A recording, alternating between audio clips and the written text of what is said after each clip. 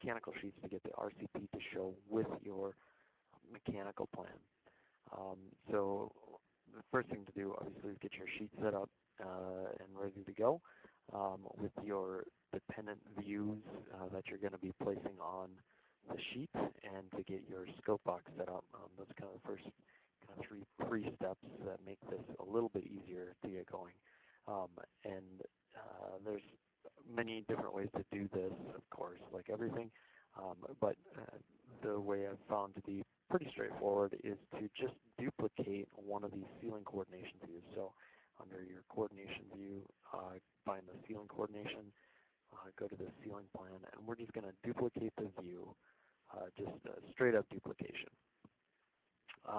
From here, what we can do is we'll rename it. So we'll change the name here,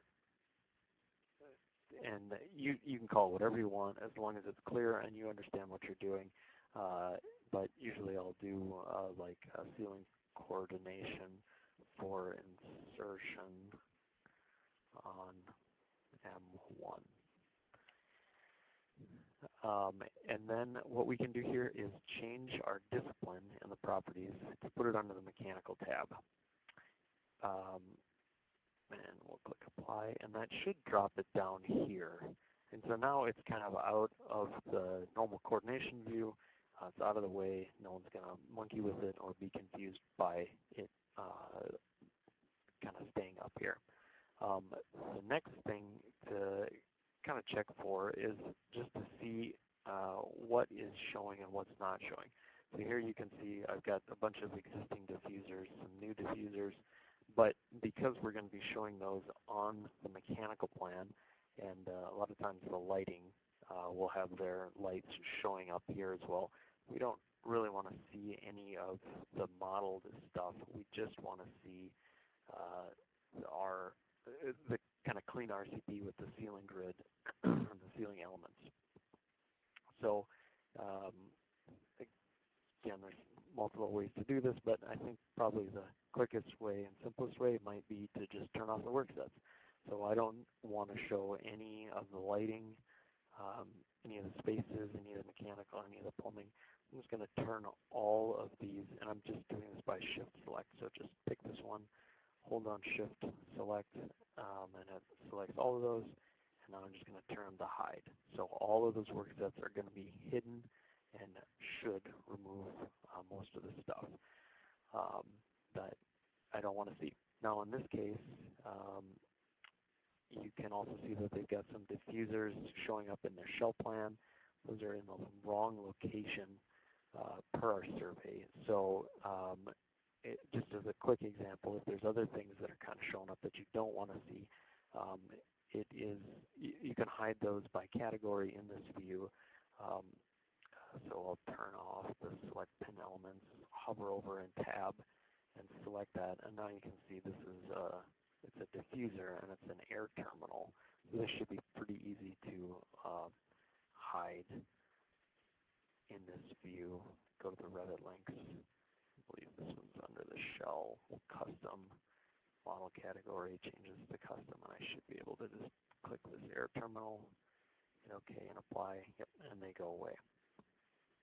The other thing to be mindful of is the view range, and that is over here in your properties. I hit escape to make sure that I'm not selecting on anything, and we can check out the view range to see that my top is at 9'6" and my bottom is at 7'6".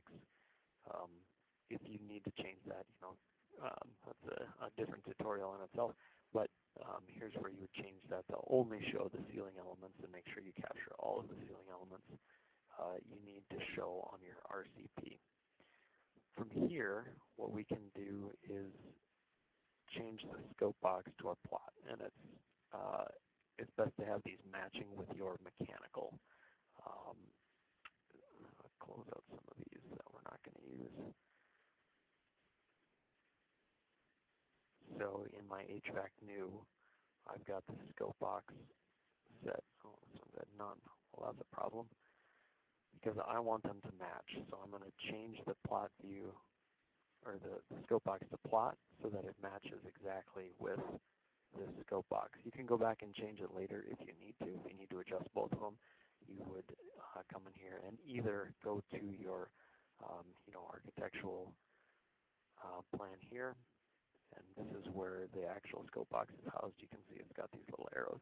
If you need to change that, you can. Just be aware that if you change it, you're changing it globally for all the scope boxes throughout the project, so you want to make sure that you're coordinating that with your electrical or mechanical counterpart to ensure that if you stretch this out another 3 feet, it's not going to screw up something that they've got showing on their sheet. So the other way to do it just kind of independently on your own is just to change these scope boxes back to none, and then if you need to drag it a little bit one way or the other to encapsulate something specific that you want to show, you can certainly do that, and that is per view, independent from the scope box itself.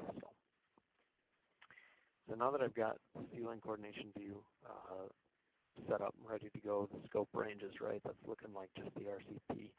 What we want to do is go back to our mechanical sheet, and we want to put that coordination plan on first as kind of an underlay. You can't, when you drag these views on, it's not like a send to back. It doesn't recognize that, so you need to put it on in the order that you want it to go. Of course, this can create a little bit of a problem with the numbering. Not a problem, it's just need to be aware that when you drag this one on first, likely it is going to number it number 1, which is fine. But then when we want to drag the one on top of it for our mechanical plot, it's going to number that 2. So you drag that one on first, and we obviously don't want to see this title for the ceiling view. So we'll select the view and change that to no title, so that disappears. We're going to change this detail number to, I'm going to label it A, so it doesn't interfere with any other numbering. And that just kind of keeps it in the background and keeps it without interfering with anything else. Again, just something not critical, just something to be mindful of if you drag it on and it's number 2.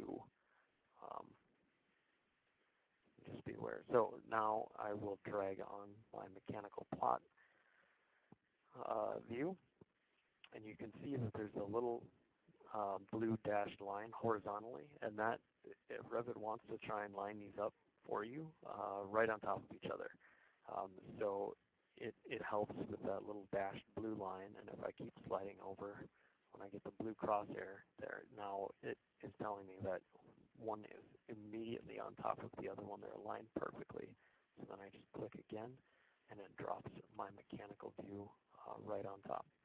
And now you can see that this is now number 1 because we had changed it previously. If I hadn't done that, this would be number 2, and you'd have to try and select. So it's also important to be mindful that when you need to move these, do a crossing window so that you make sure that you've got both viewports here. You've got the coordination plan and you've got your mechanical plan. If you just grab one and move it, you can see that they offset each other, and that's going to look kind of silly. It's easy to remedy. Just look for those blue crosshairs again, line it up, drop it up, and then drag both of them and move them as necessary. That's a quick tutorial on the ceiling coordination plans.